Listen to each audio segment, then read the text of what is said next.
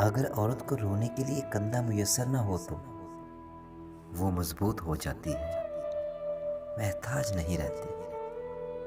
एक बार इसे दिलासा ना दो तो अगली बार कभी आपके सामने बिखरा हुआ वजूद नहीं लेकर आएगी। एक दफा वो बात सुनाना चाहे और तुम कहो फिर किसी वक्त सही, अभी मसरूफ हूं मैं, तो वही बात वो कभी नहीं बताएगी आपको। इसे जब भी मेरी ज़रूरत होती थी मैं मसरूफ़ होता था। वो जब कुछ सुनाना चाहती थी मैं बेतवज्जी से सुनता या सुनता ही नहीं था।